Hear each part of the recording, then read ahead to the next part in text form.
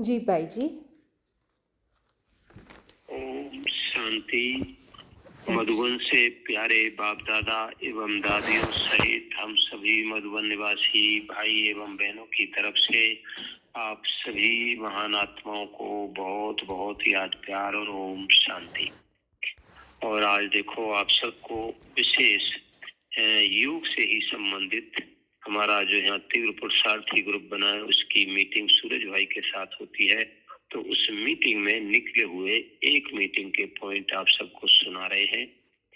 योग में आनंद का आधार है मन बुद्धि की एकाग्रता। योग से ही सभी समस्याएं सहज समाप्त हो जाती हैं। मैं मास्टर सर्वशक्तिवान हूँ, मैं विघ्न विनाशक हूँ।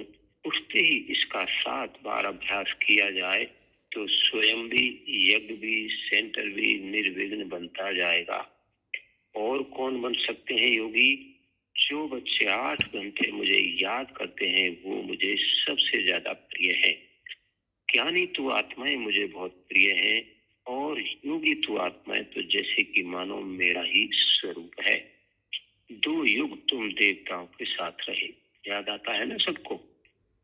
और 2 युग मनुष्यों के साथ रहे, अब भगवान के साथ रहने का आनंद अनुभव करो। योगी वह बन सकते हैं जिनके विचार महान हो। बाबा की मुरलियों से 50 सुंदर पॉइंट नोट करें, उन्हें रिवाइज करें। योगी वही बन सकते हैं जो सरल उचित हैं।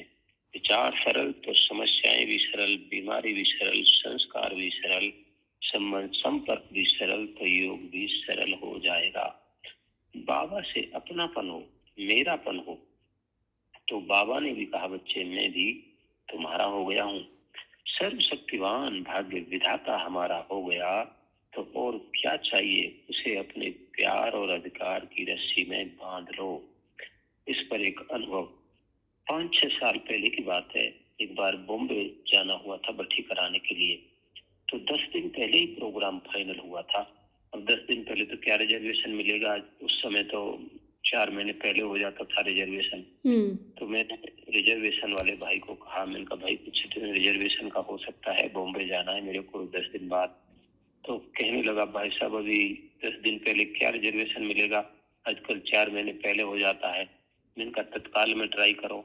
तो बोल तत्काल का मैं गारंटी नहीं ले सकता, 1-आधा मिनट में ही वो पूरा हो जाता है, लग गया तो लग गया, नंबर नहीं तो गया।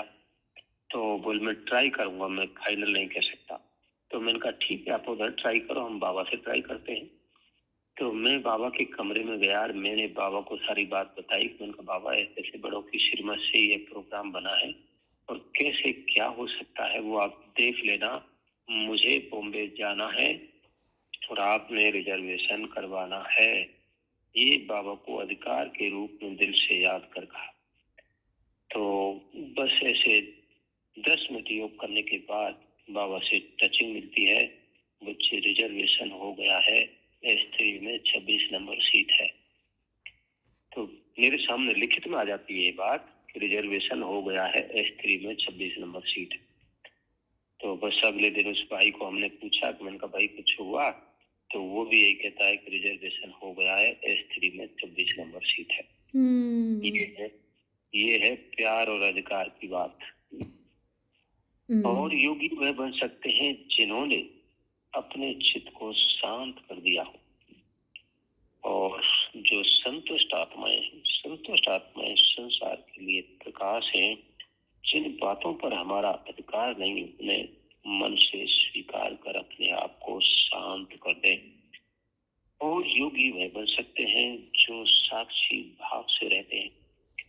बाबा के महावाक्य है, बच्चे जैसे मैं इस ड्रामा को साक्षी होकर देखता हूँ वैसे तुम भी देखो तो बाप समान बन जाएंगे। देखो आज जो कुछ हो रहा है सब कुछ बाबा देख रहा है ना ऊपर बैठा। जब कहीं कोई डिस्टर्बेंस भी हो जाती है, कोई नुकसान भी हो जाता है, तो भी सब कुछ देख रहा है। तो उसका कुछ संकल्प नहीं चलता तो फिर हमारा आपका क्यों चले, क्योंकि यज्ञ तो उसका है, हम और आप तो निमित्त हैं, कराने वाला वो है। तो क्योंकि वो त्रिकालदर्शी है और हम केवल वर्तमान एक कालदर्शी बनकर देख रहे हैं, तो वह संकल्प चलता है कि तो ठीक नहीं हुआ। ऐसे हम भी बाबा की तरह त्रिकालदर्शी बन की सीट पर साक्षी होकर पाठ जाए तो कुछ भी देखते सुनते कभी भी कोई संकल्प नहीं चलेगा। तो यही बाबा के महावाक्य हैं कि जैसे मैं इसे ड्रामा को साक्षी होकर देखता हूँ, वैसे तुम भी देखो तो बाप समान बन जाएंगे। जो कुछ हो रहा है वही सत्य है, वही होना चाहिए, और वैसे ही कर्म का हिसाब किताब चुकतू होना है। तो इस पर भी एक अनुभव, एक जगह एक सन्यासी को 20 कुछ गलत आरोप में 20 साल की सजा सुना दी। मुकदमा चलता रहा, 20 साल के सन्यासी जेल में डाल दिया।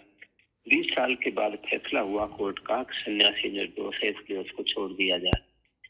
अब आप सोचिए, जिस व्यक्ति ने बिना दोष के निर्दोष होते हुए 20 साल की सजा काटी तो जरूर उसको परेशान दुखी होना चाहिए ना।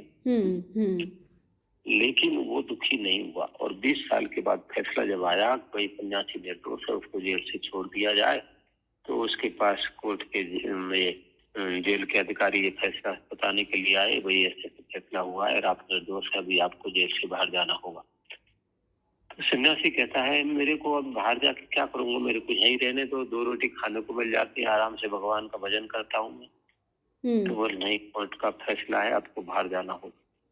तो ठीक है भाई चलो।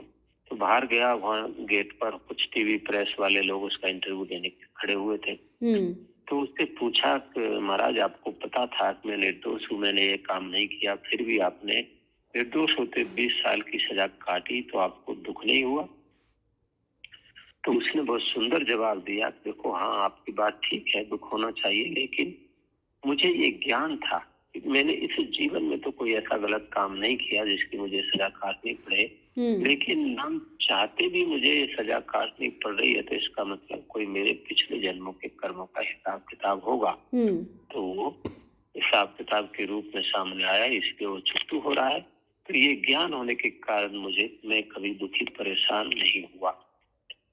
तो इस तरह से है, हिसाब किताब चुकतू हो रहा है, जो कुछ हो रहा है अच्छा हो रहा है, ये समझ कर चलेंगे तो कुछ भी होते देखते सुनते कभी परेशान नहीं होंगे। हर आत्मा अपना अपना पाठ बजा रही है, इसलिए यहाँ किसी का कोई दोष नहीं है। जो स्वमानधारी होंगे वही सफल योगी है। आत्माभिमानीपन की हाईएस्ट स्टेज है स्वमान। मैं एक महान आत्मा हूँ तो मुझे कैसा होना चाहिए, इस पर चिंतन कर लिखें। एक कुमार भाई मेरे पास आया, कहने लगा भाई जी मेरी बहुत सारी समस्याएं हैं, मेरे को आपसे 1 घंटे का समय चाहिए, समाधान करना है। तो मैंने कहा ठीक है भाई, आज तो मैं बिजी हूँ, आप कल आना, और तब तक आप 50 बार ये लिखो कि मैं एक महान आत्मा हूँ, और इसका अभ्यास भी करो। तो बोले ठीक है। तो चला गया, अभ्यास किया होगा, लिखा। दूसरे दिन जब आया तो पूछा, बोलो भाई क्या समस्या है? तो कहता है भाई साहब मेरी तो कोई समस्या ही नहीं। अरे तो समस्याएं कहाँ हैं, क्यों ज्यादा हैं? जहाँ हमारे विचारों में व्यर्थ और नेगेटिव ज्यादा है, तो उसे बदल कर पॉजिटिव और पावरफुल बनाएं तो सब समस्याएं स्वतः ही समाप्त होती चली जाएंगी। आने वाला समय उनके लिए सुंदर होगा जिनकी स्थिति सुंदर होगी।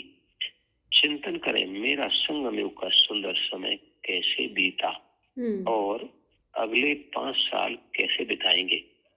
हम अपने 3 मास का लक्ष्य बनाएं, मुझे 3 मास में यह करना है, ऐसा देखना चाहते हैं हम अपने आप को। 3 मास में एक विजन अपने सामने बना लें और उठते ही उसे 3 बार अपने अंतर्मन में भर दें, तो वैसे बनते चले जाएंगे।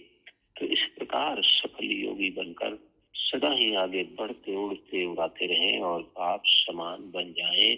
तो ऐसी हमारी आप सभी महान आत्माओं के प्रति शुभ भावना,